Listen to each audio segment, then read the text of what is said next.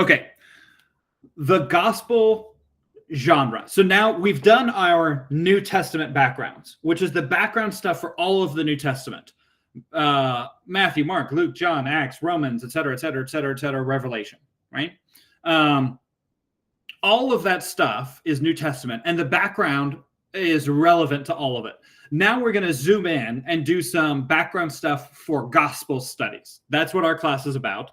And today is zooming in to look at gospels, okay? There is always a question, and has been forever, what genre do we categorize the gospels into? If I use this example all the time, if you don't know the genre that you're reading, it's impossible to interpret the text correctly, right? If I have a cookbook and I have Harry Potter next to each other, I have to know what type of text it is in order to accurately interpret the text, right? I can't pick up the cookbook and read it like I read Harry Potter, and vice versa. Harry Potter, even though there's food in it, it will not help me make dinner, right? So you have to know the genre that you're reading in order to know how best to interpret it, okay? So for a while, we talked about the Gospels in terms of biographies, but we came into an issue where modern biographies are really very different in their nature and in their intent than ancient biographies. When you pick up a biography on Lincoln, or a biography on Calvin, or a biography on any historical figure that's like a modern biography, it is, generally speaking, attempting to be very historical. It is attempting to be chronological, in order, and maybe it is selecting stuff that's important and stuff that's not, but it's intending to be holistic. It's intending to be chronological. He was born on such and such a day, and he lived here and moved here. So we needed to kind of recategorize how we understand gospel genre. And what we came up with was this idea that's written here, bioi. So this is like the ancient version of biographies, where if you pick up a biography of Alexander the Great, it is not just trying to tell you the historical details of Alexander's life. Yeah, go ahead. Bioi. Bioi, yes. So this is, it's Greek. We're getting a lot of fun words today. It'll just get worse. So you know the word bio as like biology, life. Well, in Greek, instead of adding an S to make it plural, the OI ending is a plural ending. So having it bioi is plural, lives. So it's this, it's documents about people's lives, essentially. Okay. So think of Alexander the Great. If you picked up an ancient text describing his life, it is not only telling you the details of his life. Sometimes they will be exaggerated. You know, he won this battle and he never even sweat because he was such a like godlike character. You know, he killed 1,000 Persians and never broke a sweat or something. It's exaggerated. And sometimes they leave out the embarrassing stuff or whatever it is. But most of the time, the intent here, the purpose, is not just to give you historical detail. The purpose of a bioi is for you to be convinced by the story to become more like the character of the story. So I would be writing the life of Alexander. So I'm talking about Alexander the Great from like the 3rd century BC. I'm telling you the story of Alexander's life in such a way that when you finish reading, you want to be more like Alexander. You want to be more noble. You want to be more virtuous. You want to be a bigger, stronger warrior man, whatever it is. The intent is to exemplify virtue to the point where the audience is wrapped up in that and wants to become more like the character. Okay? This is how ancient biographies are written. It's not just historical reportage. It's historical reportage with a point. Okay? So when we get into the Gospels, it's really important for us to remember, kind of like what we were talking about a minute ago, the Gospels are not just historical reportage. It is historical reportage with a point. The point being, how can you become more like Christ? Now, I think we would say in the Gospels, they don't do some of the stuff they do in other bio. They're not exaggerating or making up stories about Jesus to try to convince you, because Jesus is so great, you don't need convincing. You just need to be told the stories and you'll be convinced. So they arrange the stories in such a way to demonstrate specific aspects. And the rest of our class is essentially going to be, how is Matthew telling us this story in order to make a point? What point is Matthew trying to make in telling us this story? What part is Mark trying to make, or John, or Luke? They're all trying to make a specific point. It won't be until the end of our class, kind of, I think, week 8, where we really take a step back and say, we've gone through all 4 of these Gospels. Now let's do an effort to wrap everything together and put together a holistic picture of Jesus. Okay? This is going to be different than what you all are used to in sermons and in church and in Bible study. Most of us are used to starting with the holistic picture of Jesus. And what I'm going to try to argue is, you've got to put that aside for the next 6 weeks. Where next week, when you're reading Mark, you really have to try very hard not to think about Matthew and Luke and John. And that's really hard for us because we're so used to all of them. But the point that I want you to get out of reading Mark is to figure out what picture of Jesus is Mark trying to give you. Okay? Because that picture is going to be different than the picture that John is trying to give you. And that is what's important for our class, for what we're trying to get to. The analogy of portraits is helpful. If you think of anyone, political figures or action stars or whatever, they all have portraits, right? And the portrait doesn't always, it tells you something about the person, but it also tells you about the person drawing the portrait. The only examples I can think of to illustrate this are political, so we'll just go with it. If you saw a picture of President Trump and he looked super strong and he's got a flag in one hand and a bald eagle on the other hand, and he's, looking like this with sunglasses and super cool, that doesn't necessarily tell you something about Trump. What does that tell you about the person who drew the picture? He really likes Trump, right? That tells you something about the artist, not about Trump.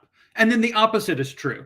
If it's a picture of Trump where he looks really overweight and really orange and he can't stand up straight and he's hunched over and he's got like a big bag of money over his back, right? That doesn't tell you anything more about Trump that you didn't already know. What does that tell you? It tells you about the person who's drawing it, right? Oh, they're probably a hippie or whatever it is. Like, you can figure out the characteristics of the drawer, the artist, by the way they're showing you the picture. Okay? This is what we need to think of when we're thinking about the Gospels. Mark is painting you a picture of Jesus, and it looks a certain way. Matthew is painting a certain picture. Luke and John are painting certain pictures. Good on this? I know I'm repeating myself, but this is important. This is kind of the structure of the whole rest of our class. Good? Okay. The other thing here is we call them Gospels. The term gospel is more Greek that we've got. So here's what the Greek actually looks like. And then here's the transliteration. Everybody know what transliteration means? So it's not translating. Transliterating is taking these Greek characters and putting them in English characters. So you can see this here is an epsilon in Greek, and we just put it as an E over here, right? This is an upsilon, and we put it as a U. This is an alpha, and we put it as a, etc. These are both actually gammas, but we put one as an N and one as a G. So it's translating the letters into English letters, but it's not actually translating the word. If you're translating the word, you'd get something like this, gospel. But transliteration is putting it here. The reason that I put the transliteration here is for us to try to see where, oh, I skipped ahead. This word, what does this look like to anybody?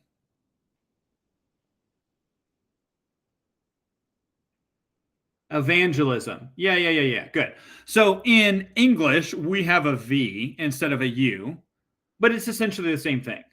the gospel, the word that we translate as gospel, is also related to the word we use for evangelism or evangelize or evangelist or whatever, right? We call the gospel authors evangelists sometimes. This is why. What does this word actually mean, though? So you've got two parts here that are important. The U and the, I'll write it out to try to see if that helps. What is this EU prefix? What does this mean? Does anybody know? I'm trying to think of English words that have this. And the only one I can think of is not great. Euthanize. So we're getting into Greek, but this is fun. Okay, I enjoy this. Anybody see the Avengers with Thanos? Thanos is the Greek word for death, which kind of makes sense, right? In the comics, he's romantically interested in the cosmic character Death, and in the stories, he's always trying to kill everybody. His name means death, right? So euthanize, this means death. What does this part mean? The EU. So it doesn't mean myself. It means good. Like a good death. So when you're euthanized, you're they give you medicine and you fall to sleep and then you don't wake up. It's not the same as getting your head chopped off. That would be a bad death, right?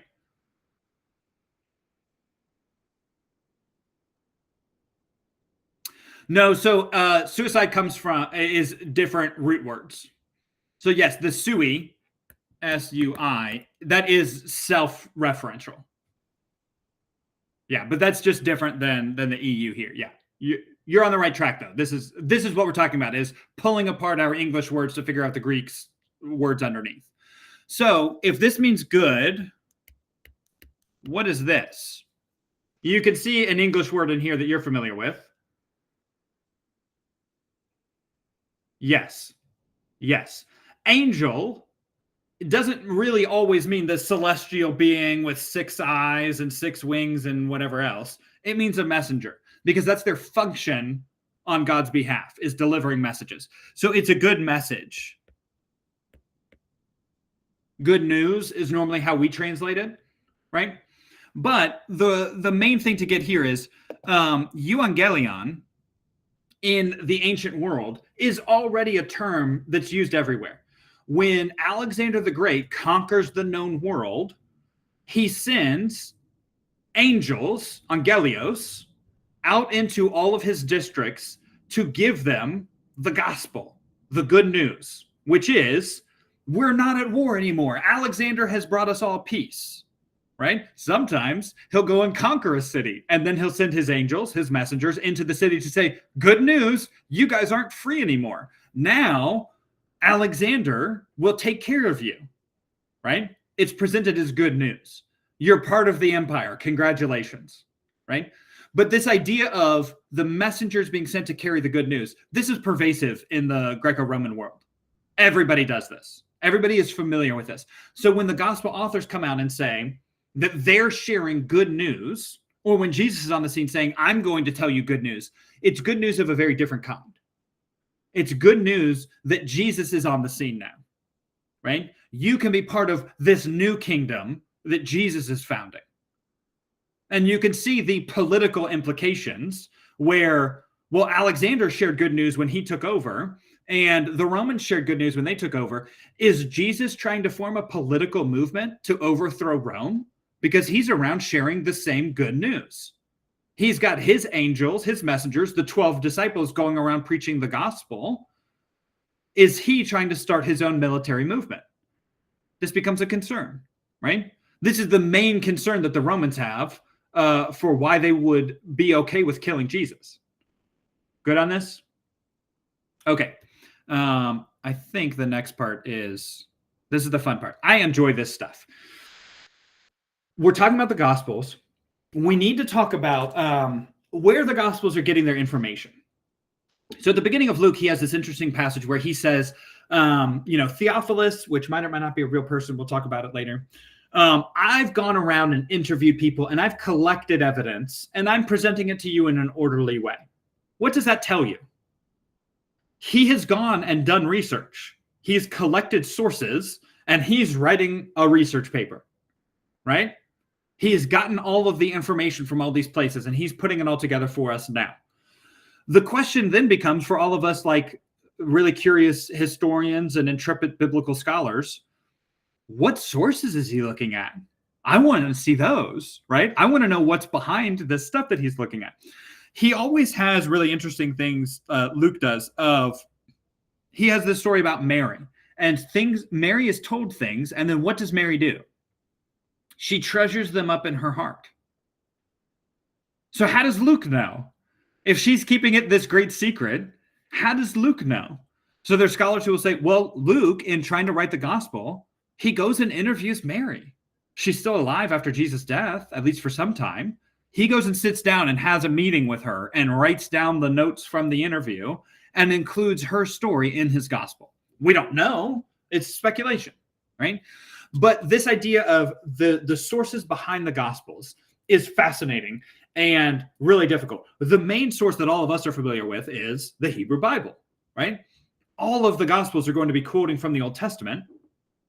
And that's a very clear and easy source. They all have access to it. They can all quote it verbatim. And they can quote not chapter and verse. They can quote word for word from certain passages if they want to. But there are other issues that we see in the Gospels that make us think there's some sources that are being used here. So here's some examples of what I'm talking about. You can't really see the top here, but the word over here is pericope. And I'm going to write this because this is a big, another 25-cent word. So pericope means an isolated unit, a story. So the temptation or the baptism or the feeding of the 5,000, those are pericopes, okay? Now, the funny thing is, if you write this in your word processor, this is not a word, according to Microsoft Word or Pages or whatever. It will always auto-correct it to periscope. So if you don't add it to your dictionary, it will almost certainly change it to periscope and you won't notice it. And so I always circle it when I see periscope because I know exactly what you mean and it's hilarious. So sometimes I'll say periscope because it's funnier. So these are the pericopes here. So let's look at this. Let's look at the temptation. All right.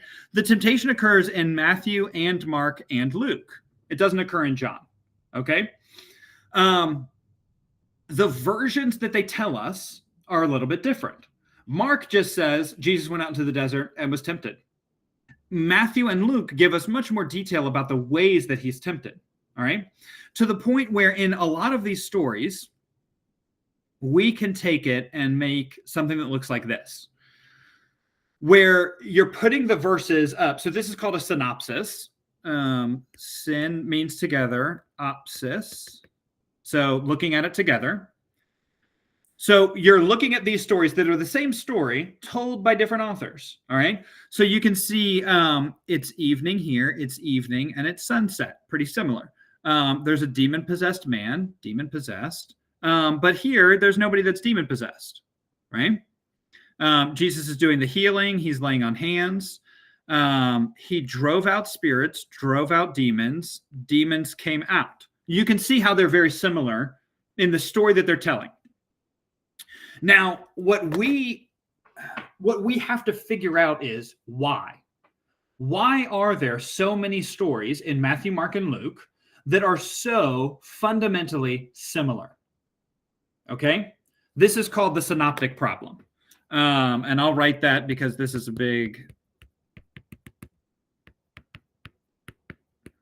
So synoptic, when I say synoptic gospel, which I'm going to say all the time, I'm referring to Matthew, Mark, and Luke. John is all by itself. John, like 90% of John is completely unique to John and doesn't exist anywhere else. There's very little overlap. Matthew, Mark, and Luke have a ton of overlap. It's like more than 90%, I think it's 94% of Mark is found in either Matthew or Luke. There's almost nothing that's unique to Mark. I think like half of Matthew is found in Mark, and 40%, 50% of Luke is found in Mark. Why is this? if you pull a lot of these passages from back here, if you looked at them, which we won't have time to do right now, if you look at these and compare them, you might see 6 verses in a row that are word for word identical. How does this happen? What's going on here, right? Or to put it in other terms, if 3 of you turn in your term paper, your final exegetical paper, and there is a whole page that is word for word identical in all 3 of your papers, what am I going to have to assume?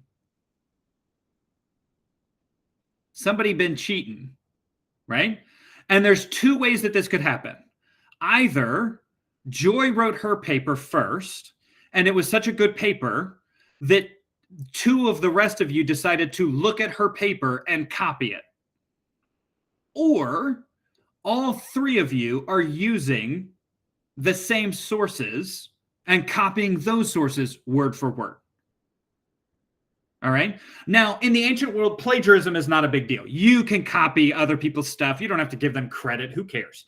Like, it's a big academic sin now, but like, who cares?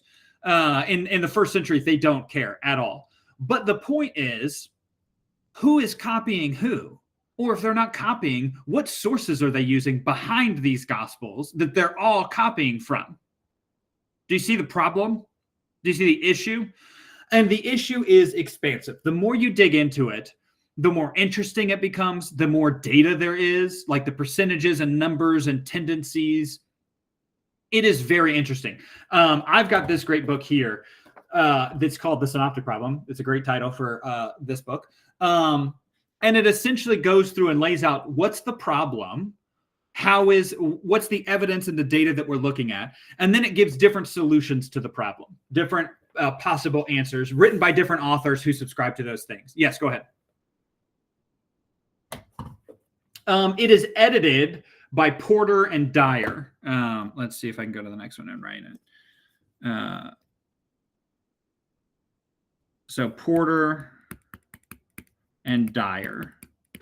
It has different contributors. So Craig Evans and Mark Goodacre, Peabody and Reisner.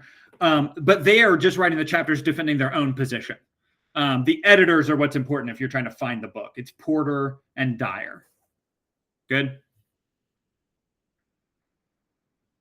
Need to catch my breath. I'm getting too excited. So the point here is we've got to figure out who is copying who or what sources they're using, because if you've got 2 authors telling the same story with slight variation, those variations can tell you the internal interests of the author. The classic example that I use for this is like the Christmas story. If you picture in your mind the nativity scene that in like a month, we're all going to start seeing in everybody's yards, we're going to start seeing it at church, etc. In the nativity scene, you have probably, I'll draw a cute little awful picture. You'll probably have like a manger, right? And you'll have like the baby Jesus here, and you'll have mom and dad. And what else is always in the picture? There's animals, sure. I'm not even going to try to draw an animal. There's your animal. What else? What's that? Wise men. Good. So 1, 2, 3 stick figures. 1, 2, 3. And they bring gifts, right? So I'll draw one little present here. Okay. What else is there? Shepherds. Good. Thank you. That's what I was hoping for. I'll draw 2 little shepherds over here. 1, 2. And we'll give this one a nice little crook. This is a fiction. This is false. This is nowhere in the Bible. Why? Yes. So this is from Matthew. Matthew tells us about these magi, these wise men that come from the east, and they go and talk to Herod, and Herod says, oh yeah, let me know where the new king is. I definitely won't kill him. This is only in Matthew. Okay? The shepherds over here is only in Luke. Right? The shepherds are out in the fields, and an army of angels, like a legion, 500 angels armored, dressed in armor with swords, appear before them and sing. And it's beautiful. and it's majestic. And then the angels say, oh, by the way, if you want to see even cooler, go to this manger and you'll see something even greater than what you just saw with us. And they go and they look. Luke tells us that story. Luke does not tell us anything about the Magi, and Matthew doesn't tell us anything about the shepherds.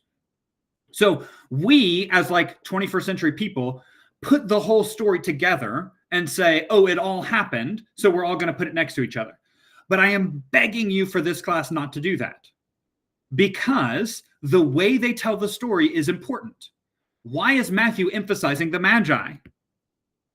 Because Matthew is very interested in kingship. Matthew is trying to present Jesus as a new king in the line of David. And his birth narrative is all about kings.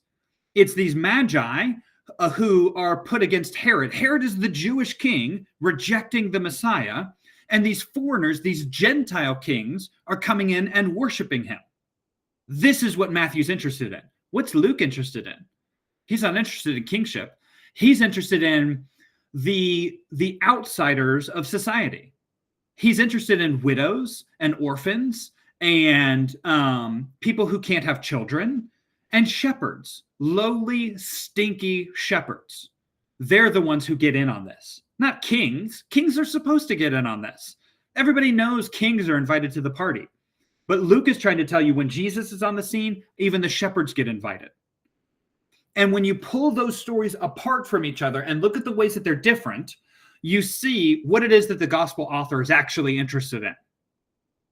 Good on this? Okay. I think I've got words that are about to pop up, so I'll get rid of this. Okay, yes, this is what we're talking about, the synoptic problem. There are a lot of solutions to the synoptic problem that we're going to talk about. I'm sure in your textbook, it'll cover a lot of this also. But I'm going to talk about the different solutions and kind of the solution that we're going to run with for this class to make it easier. Has anybody thought about why the first gospel that you're reading for this class is Mark instead of Matthew? Have you noticed that? Next week, in week 2, we're reading Mark. We're not reading Matthew. Why is that? Go ahead, Julian.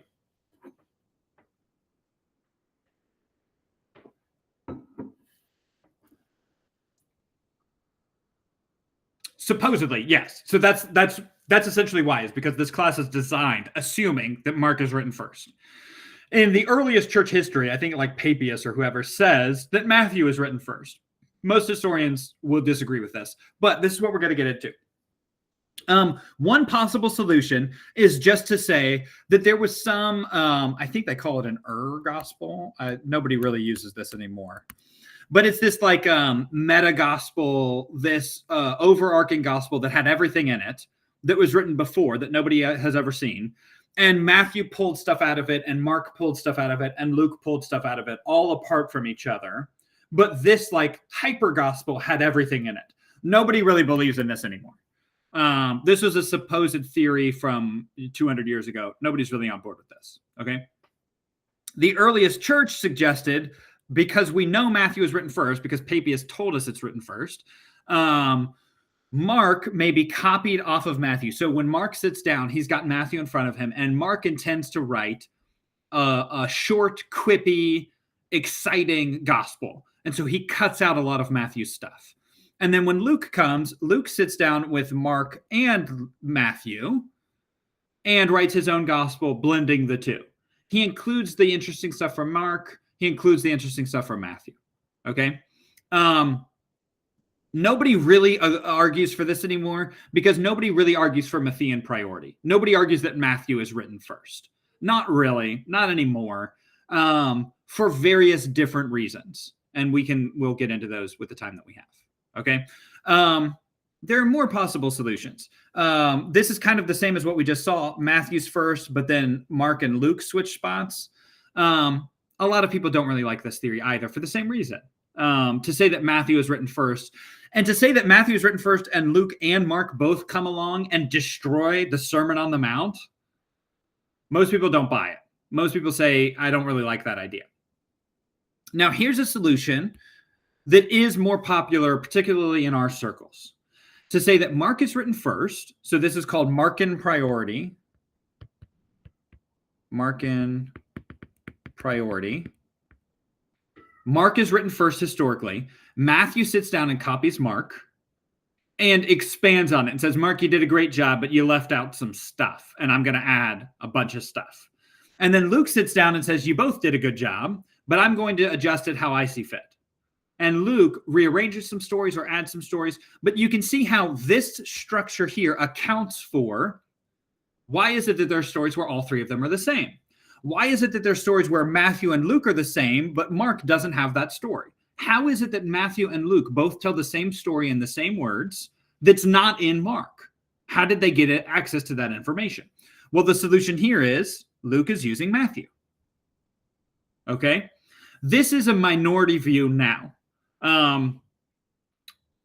Most scholars don't agree with this, but in our circles, it's pretty popular, even today.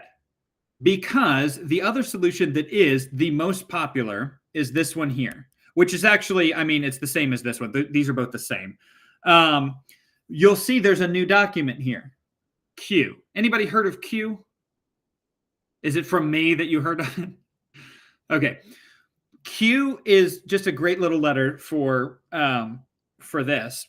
It comes from the German Quell, which doesn't matter at all. The German word for quell means source. Source has a C and not an S, but we'll pretend like Dr. Langley knows how to spell.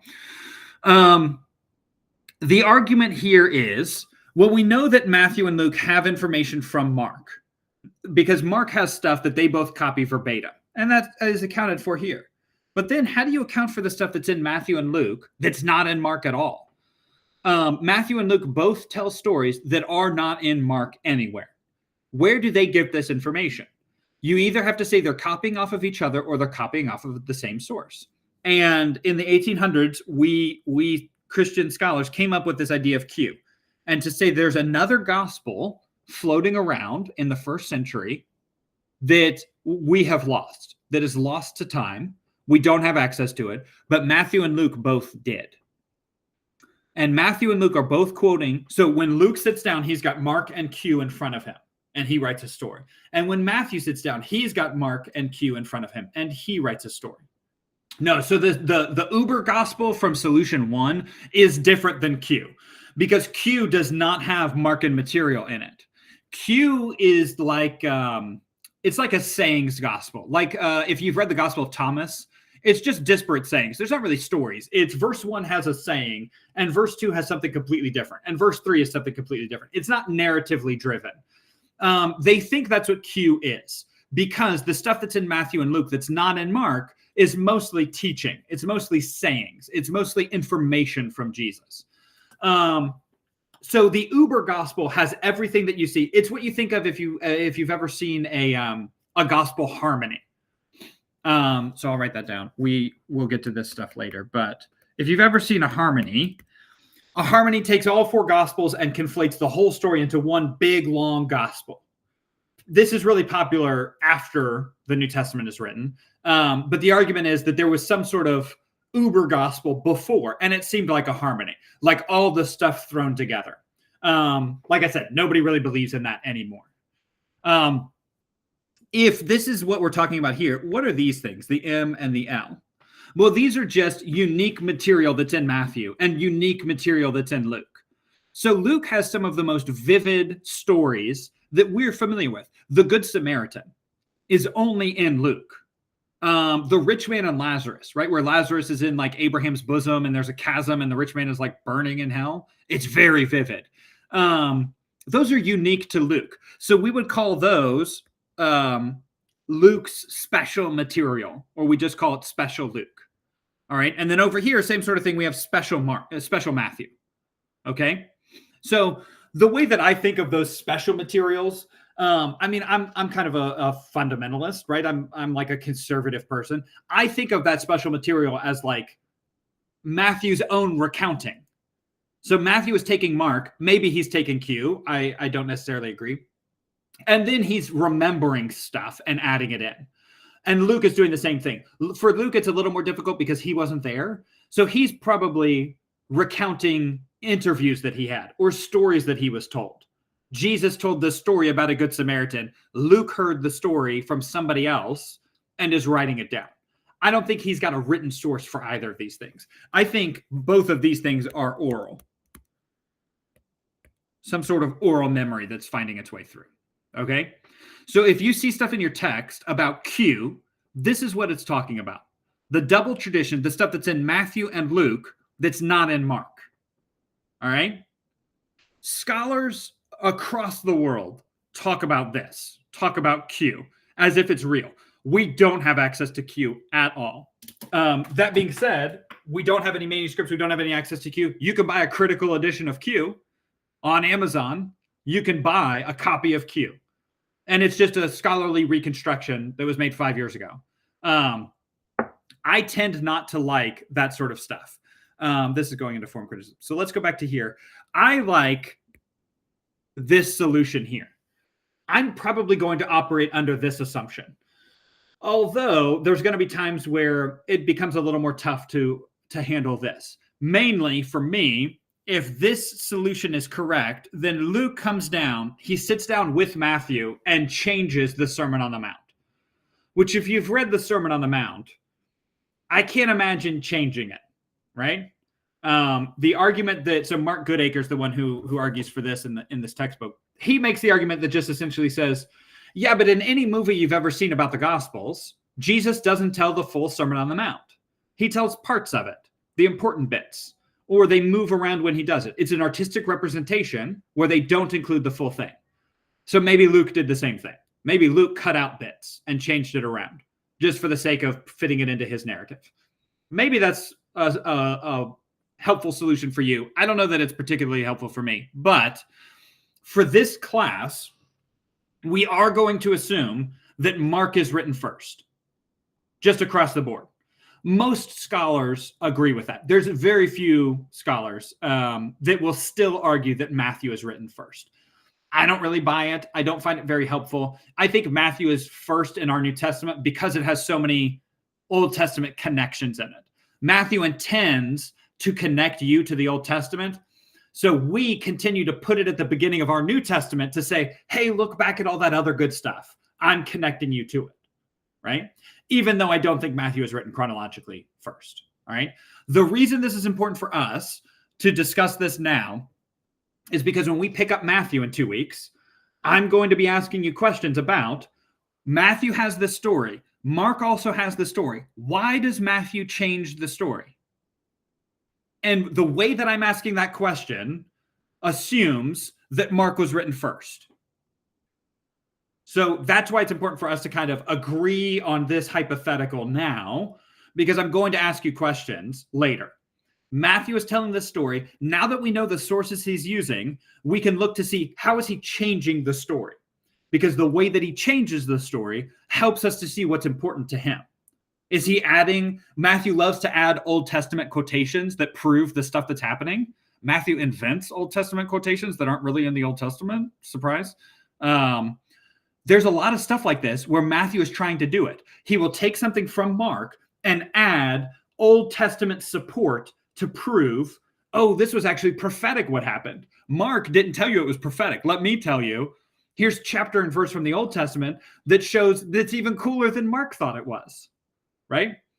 The reason we think that Mark is written first, the reason I think Mark is written first, is because when you look at those stories, it makes a whole lot more sense to me to say that Matthew is adding to those stories the chapter and verse from the Old Testament, rather than saying Mark sees Matthew and cuts out the chapter and verse proof of the story. It doesn't make a lot of sense that Mark would be removing that material. It makes a little more sense to me that Matthew would be adding the material. Good on this?